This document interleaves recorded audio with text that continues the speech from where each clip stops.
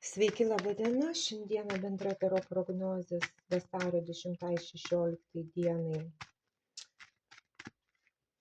Skorpionas.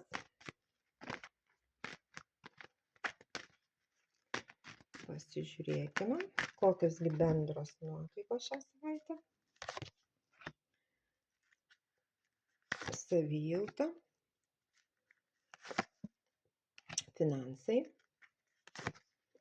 šeima, asmeninis gyvenimas, jausmai, darbas, staigmena ir naujiena.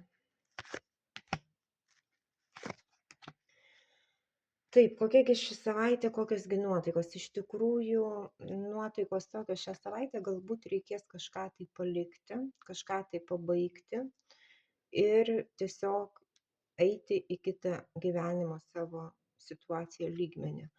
Galbūt yra tokia savijauta, kad galbūt paliekate seną darbą, nes norite ieškotis kito.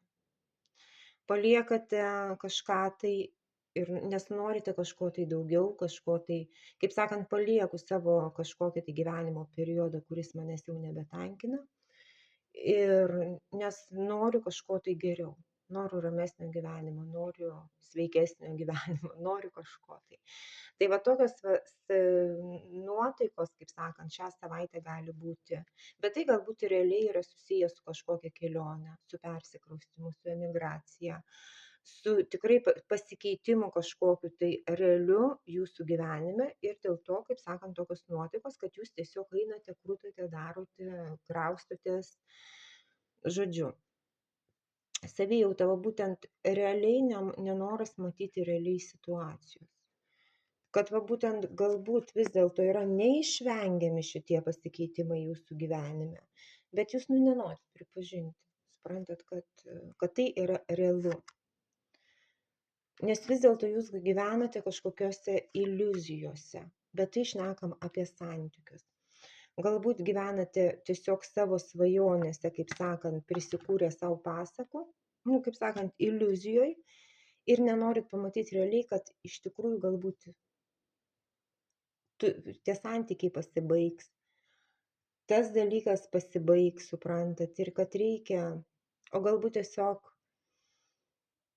dėl santykių nenorite tiesiog palikti savo senos darbo vietos, nes ten kolega vis dėlto jums simpatizuoja. Žodžiu, nenorite matyti realiai situacijos, bet dėja, tai jūs gyvenate iliuzijom. Jeigu kažkas gyvenime ateina pasikeitimai, jūs norėsite ar nenorėsite, tas įvykis įvyks.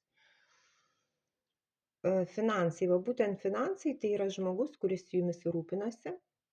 Galbūt jau jūs priklausote nuo finansų. Atsiprašau, nuo to žmogaus finansiškai. Ir iš tikrųjų tai žmogus, kuris rūpinasi, galbūt gausite iš to žmogaus dovanų, tai galbūt ir sutuoktinis, suprantate. Žodžiu, galbūt jeigu reikės, kad kažkas tai kažkokius tai įvykius sutvarkytų finansinius, va tas žmogus tiesiog pasirūpins jumis. Žodžiu, tai yra vyras, kuris rūpinasi jumim, tai yra finansai, suprantat. Asmeninis gyvenimas, jausmai, šeima, be abejo, tai yra meilė, tai yra jausmai. Jūs esate mylinti tokia moteris, gyvenanti svajonėmis, tokia įsimylėjusi. Bet atminkit, žinokit, va šita situacija tokia jausminga, taip, ką mes šnekam apie mūsų asmeninį gyvenimą, kad viskas gražu, galbūt viskas tobula, aš myliu, mane myli. Galbūt tai gali būti jūsų svajonė. Žinot, realiai taip nėra, bet, žinot, mes esam susidarę va tokio, kad tai yra tobula, va šitas viskas tobula gerai ir nematom realiai situacijos, kad tai truputėlį mes matome tai, ką norime matyti. Nes labai dažnai, kada kažkokie įvykiai atsitinka, tada be abejo mes suprantam, kad mes matėm visus simptomus ligos, taip, bet nenorėjom jų matyti, suprantat. Ir vis dėlto tai susiję ir su savijauta, kad jūs kažko tai nenorite matyti, kas susiję su jausmais, nes vis dėlto gyvenate kažkokiom iliuzijom, suprantat. Jeigu jisai mane nemyli, jisai pamils mane. Kažkas savaime susitvarkys. Žodžiu. Ir dabar darbas. Darbe vis dėlto jūs tikėjotės kažkokio rezultato, bet to rezultato nėra. Galbūt buvo prižadėta kažkokios tai premijos, kažkokie tai galbūt pareigų pakelimai ar dar kažkas tai, didesnis atlyginimas, nu, žodžiu, kažkas tai. Ir vis dėlto jūs neturite to rezultato, kurio tikėjotės ir be abejo žmogus yra toksai nusiminęs. Bet atminkit, galbūt reikalingas laikas šitam rezultatui, suprantat? Nenuleiskite rankų, darykite tai, ką darote, dirbkite taip, kaip dirbote ir rezultatas ateis, bet šitam rezultatui reikalingas laikas. Galbūt trūksta jūsų dar patirties darbo, galbūt trūksta jūsų dar kažkokių jūsų asmeninių savybių, kad gautumėte tai, ką tikėjotės. O galbūt tiesiog gauti tokį rezultatą, kokio jūs tikitės, jums reikalingas laikas. Nes dar trūksta būtent kažkokio galbūt tobulėjimo, taip? Kokiagi staigmena ir kokiagi naujiena? O būtent staigmena, kad vis dėlto yra galimybė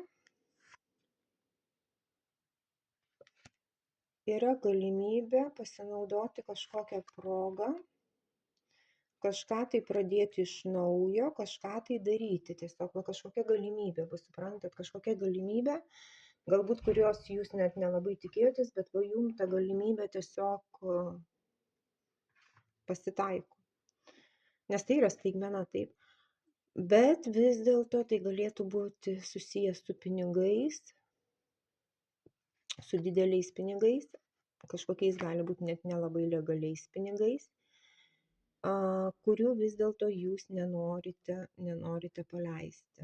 Tai dabar taip, jeigu tai nėra būtent pinigai, tai galbūt yra kažkokios priklausomybės. Yra galimybė jų atsikratyti, bet jūs nenorit jų atsikratyti, suprantat. Arba tai vis dėlto yra santykiai tokie, žinot, kaip sakant, tokie santykiai, kur vienas be kito negalim, bet ir abiem blogai kartu, supranta, tokie, galima sakyti, priklausomybė. O taip, tokios poros, jos turi, to galima sakyti, priklausomi viens nuo kito, neaišku, kodėl jie būna kartu, jiem ir blogai, bet kada išsiskiria ir kaip sakant, ir vėl sugrįžta. Tokie santykiai, galima sakyti, tokie truputėlį nesveiki. Viens kitas skaudina, bet vis tiek. Tai gali būti tokia galimybė, kad galima susitvarkyti su šituo dalyku. Bet vis dėlto pačios svarstyklės to dalyko nenori paleisti. Tai yra tokia staigmena, kad jums bus galimybė susitvarkyti šitą dalyką. Nes jūs turėsit galimybę kažką tai susitvarkyti. Bet tai galbūt jums patiems trukdo jūsų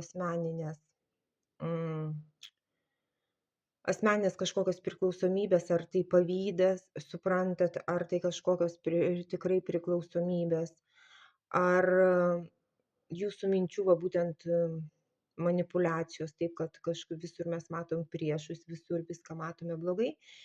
Ir tai būtent šita galimybė, ta staigmena jinai yra, bet jums gali trukdyti, nes jūs turit galimybę susitvarkyti ir turit galimybę netgi pasirinkti, kaip jums šitą situaciją tvarkytis. Būtent ta staigmena, taip. Bet būtent gal jūs patys nenorite paleisti savo kažkokių žalingų įpročių, kažkokių tai įsitikinimų, kažkokių tai pavydo ar dar kažko tai. Suprantat? Bet kažkokia staigmena yra, kad jūs galite kažką tai savo gyvenime keisti, jūs turit visas galimybės. Bet būtent galbūt, aišku, turit galimybės, galbūt pasirinksite pagal tokią situaciją, kaip jūs jaučiatės galbūt. Ir be abejo rezultatas, koks tai bus, nes būtent tai yra naujiena, tai gausite žinutę, kažkokį tai laišką. Ir šitas laiško žinutė vis dėlto yra susijusi su šeima, su šeimyniniais kažkokiais finansais, gali būti su giminė.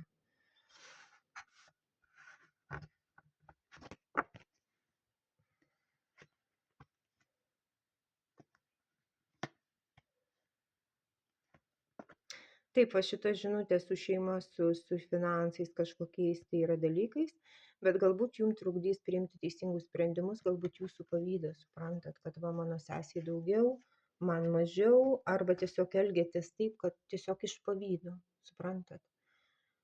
Priema tokius sprendimus, ne tokius, kurie jum būtų tikrai geri, bet vien dėl to, kad tiesiog jūs vadovaujatės pavydu šito jausmu. Tai va, tai tokia svarstyklių savaitė. Pasimatysim kitą savaitę. Jeigu patiko video, laikiukas, jeigu dar nesat užsirašę į mano kanalą, junkitės, būsiu dėkinga.